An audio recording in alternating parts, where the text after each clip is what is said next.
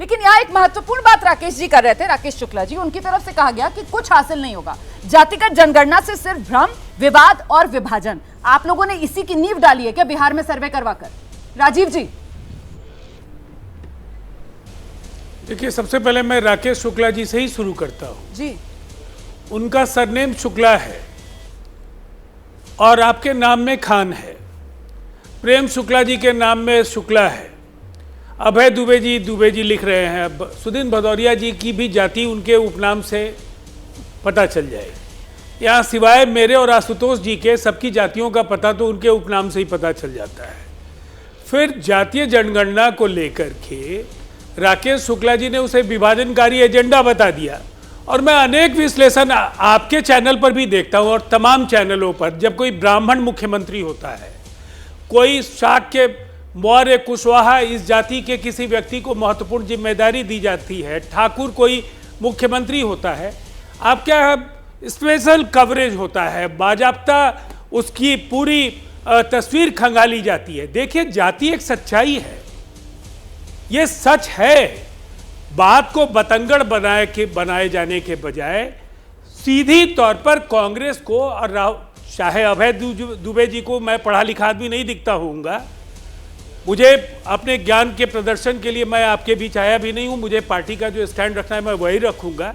मैं इतनी बात जानता हूं एक सामान्य व्यक्ति के तौर पर कि 2011 में आपने जनगणना कराया, 2014 तक आपकी सरकार थी, आप उसे नहीं सार्वजनिक कर पाए। आज कर दीजिए। क्या वजह थे, नहीं वजह थे, वो आप ही जानते हैं और बहुत सारे लोग पार्टी के साथ आप सरकार में आज कर दीजिए, क्या दिक्कत है? प्लीज उनको बात पूरी करने दीजिए। नहीं, ठीक है राजीव जी, अपनी बात पूरी कीजिए। एक आप लोग लगातार बोलते रहिए, हम लोगों पर पूरा का पूरा खेल बिहार के जातीय सर्वे, विभाजनकारी एजेंडा, तमाम बातें कह दीजिए, विश्लेषण आप लोग करिए, हम लोग अपनी बात भी नहीं रखें। मैं समझ नहीं पाता हूं कि हम पूरी तरह से हम सियासत नहीं करते हैं। अगर हम लोगों ने कहा करके दिखाया, तो जहां भी आपकी सरकारें हैं करके तो दिखाइए, उसके बाद आप दबाव बनाइए। ये महत्वपूर्ण बात है। मुझे लगता है जरा जल्दी से आशुतोष जी का रुख करते हैं हम लोग। आशुतोष जी को लेकर आइए स्क्रीन पर। आशुतोष जी, यहाँ पर ये महत्वपूर्ण सवाल है ना, देखिए जो राजीव जी बार बार उठा रहे हैं, वो कह रहे हैं कि आज राहुल गांधी को पूरा देश देख रहा है, जातिगत जनगणना करवाओ, जातिगत जनगणना करवाओ, लेकिन 11 में जो हुआ था उसका आंकड़ा 14 तक तो कुंडली मारकर ये लोग बैठे हुए थे, तब तो सामने नहीं लेकर आए। और अब जाति समाज की सच्चाई है आशुतोष जी, इस बात को भले ही जातीय गोलबंदी ना कहकर आप सोशल इंजीनियरिंग कह दीजिए, उसके जरिए तो की जाती है। तो ऐसे में क्या लगता है आपको, जातिगत जनगणना इसका समय आ गया है देश में, ये होकर रहेगा? रोमाना जी, ये किताब जिन्होंने लिखी एनाहिलेशन ऑफ कास्ट, उनका नाम था B.R. अम्बेडकर। जाति का दंश क्या होता है ये वही जानते हैं। आज की तारीख में किनके मुंह में पेशाब किया जाता है, किनको मूंछ रखने पर जिनका मुंह काला किया जाता है, किनके घोड़ी रखने पर जिनके बाल को मूड़ दिया जाता है, ये बात वो तबका समझ ही नहीं सकता जो 2-2.5 हजार साल से लगातार पिछड़ों, दलितों के साथ अन्याय करता रहा है। उसको हमेशा ये बात विभाजनकारी लगेगी, हमेशा उसको बात लगेगी। अरे समाज तो विभाजित है। आप जरा कोई अखबार उठा के देख लीजिए, मैट्रिमोनियल में क्या हो रहा है, सब अपनी जाति का परिचय कर रहे हैं। हमारे आपके घर की कोई लड़की अगर किसी दूसरे जात के लड़के से शादी कर ले तो उसे गोली मार दी जाती है, उस लड़के को भी गोली मार दी जाती है। ये समाज की सच्चाई है। और जब पिछड़ों की बात होगी, जब दलितों की बात होगी, तो कहा जाएगा समाज को विभाजित किया जा रहा है। अरे इतना ही अगर विभाजित हो रहा है तो इस पैनल में बैठे हुए 7 लोग आज ऐलान कर दें कि कल से हम अपने सरनेम का इस्तेमाल नहीं करेंगे। कर रहे ना, जाति खत्म हो जाएगी, सब बराबर हो जाएंगे, कोई नहीं करेगा। क्योंकि सबको अपनी जाति से श्रेष्ठता का बोध होता है, और समाज के अंदर जो सबसे खतरनाक कैंसर है वह श्रेष्ठता बोध, कि मैं इनसे ज्यादा श्रेष्ठ हूं, और यही जाति बताती है। ठीक है, तो फिर ये विभाजनकारी कैसे हुआ राकेश जी? क्योंकि आप तो कह रहे थे ये विभाजनकारी है, यहाँ पर तो एक तरीके से न्याय देने की बात है ना सर, और वो भी उनको जो 100-200 नहीं हजारों साल से दबे कुचले हैं सर। ये तो आज के आजाद हिंदुस्तान के भारत की हकीकत है सर। आप अखबार उठाकर देखेंगे तो आपको एक किस्से पढ़ने के लिए मिल जाएंगे। कितने ऐसे इंटरव्यूज हमने किए हैं कि साहब बारात थी, घोड़ी पर चढ़ गए, इसी वजह से पीट डाला गया गाँव में। किस सरकार को नहीं पता कि किस गाँव में किस समाज के व्यक्ति की क्या आर्थिक स्थिति है?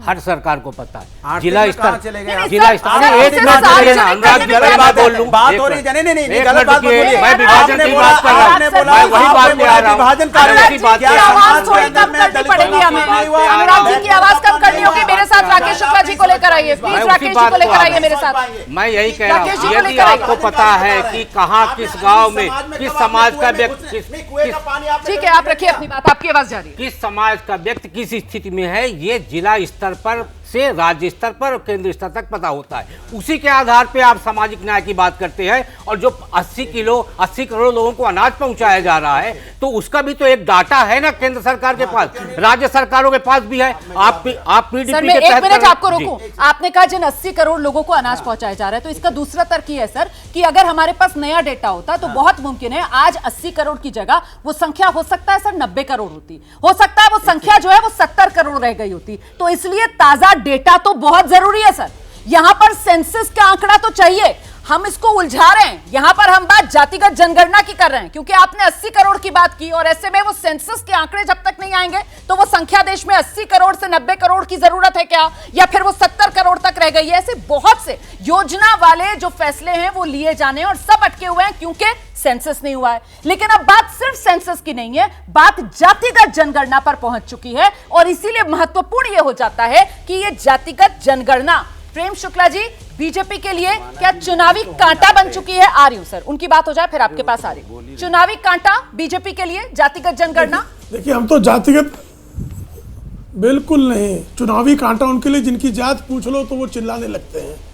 भारतीय जनता पार्टी के आदरणीय अमित शाह जी स्पष्टता से कह चुके हैं कि जातिगत जनगणना होनी चाहिए, लेकिन कांग्रेस की तरह त्रुटिपूर्ण नहीं होनी चाहिए। ठीक है, वो जो है त्रुटि विहीन जातिगत जनगणना आवश्यक है ताकि सही डाटा सबके सामने आ सके। तो सर फिर ताकि फर्जी चीजें जनगणना के आंकड़ों को लेकर क्यों कहा जाता था बीजेपी की तरफ से कि ठीक है हम उसको जारी करेंगे?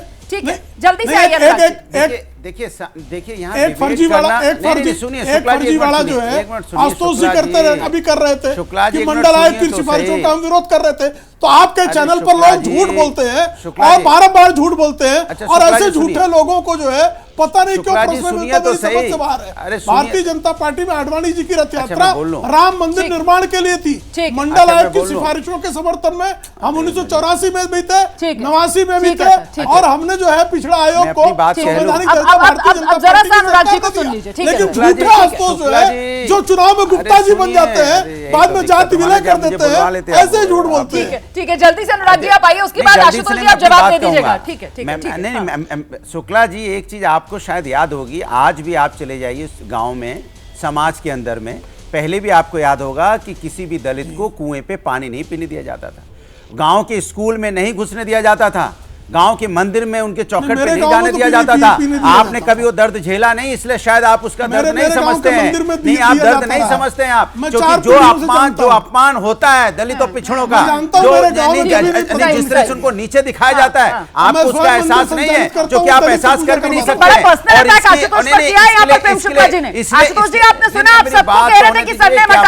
अगर मैं बात नहीं कर पाता हूं तो क्या मतलब है, मैं अपनी बात नहीं कर पाता हूं। हिसाब से अपना जो सरनेम है चुनाव के समय वो बता दिया जाता है। आशुतोष जी अब देखिए रुमाना जी, अगर हम लोग को बोलने के लिए बुलाया जाता है तो बोलने दिया जाकर, कभी वो बोलेंगे कभी आप बोलोगे तो मैं बोलने का, हमारे बोलने का मतलब क्या हुआ? अरे पर्सनल अटैक करने दीजिए ना, मैं अपनी बात तो कह लूं, उनका तो काम ही है पर्सनल अटैक करना। नहीं, पर्सनल अटैक बीजेपी वाले तब करते हैं जब उनके पास तथ्य नहीं होता, तो करने दीजिए ना, उनकी आदत है, उनके चक्कर में उस चक्कर में बात नहीं हो पाती मेरी। मैं राहुल जी का कोई बड़ा भारी प्रशंसक नहीं हूं, लेकिन राहुल जी ने एक बात अच्छी कही कि जब भी दलितों पिछड़ों के बारे में बात करिए तो आपका अपमान किया जाता है। मैंने अभी क्या कहा, मैंने तो यही पूछा ना भाई, कौन लोग हैं जो दलितों के मुंह में पेशाब करते हैं, वो कौन लोग हैं जो घोड़ी पे नहीं चढ़ने देते? तो आपने अचानक देखा कि शुक्ला जी अचानक गर्म हो गए और मेरे ऊपर व्यक्तिगत हमले करने लगे। तो शुक्ला जी हम लोग बहुत छोटे हैं, चुनावी गुप्ता जी आप बहुत छोटे, जब आपने बोला मैं कहाँ गर्म हो गया? तो मंडल कमीशन की रिपोर्ट को लेकर कह रहे थे आप चुनाव में गुप्ता जी करते रहते उसका। अरे शुक्ला शुक्ला जी आप देखिए, चुनाव मैं आपसे- गुप्ता जी हुए थे कि अरे नहीं? शुक्ला जी, हम लोग जाति प्रथा में चुनाव आपसे साहब बहुत- आप चलिए गुप्ता सर, जी समय हुए आज थे मेरे कि पास नहीं? इतना ही है। बहुत बहुत शुक्रिया आप सभी का हमारे साथ सुनो जुड़े रहने के लिए। तो ये जाति की सियासत आखिरकार किसकी आदत और जाति क्यों नहीं जाती, ये सवाल लगातार बरकरार है, क्योंकि हिंदुस्तान की हकीकत जाति है। जैसे ही घड़ी का काटा दोपहर 2:30 पे आए, बबीता जी का दिल सास बहू साजिश के लिए मचल जाए। और ये है इनकी बहू, पूरे दिन ऑफिस की टेंशन हो जाए गॉन जब ये करें अपना फेवरेट शो फ्री टाइम पे ऑन। इनकी तरह आप भी देखिए अपना फेवरेट शो अपने टाइम पर और डाउनलोड कीजिए एबीपी लाइव ऐप अपने स्मार्ट टीवी पर।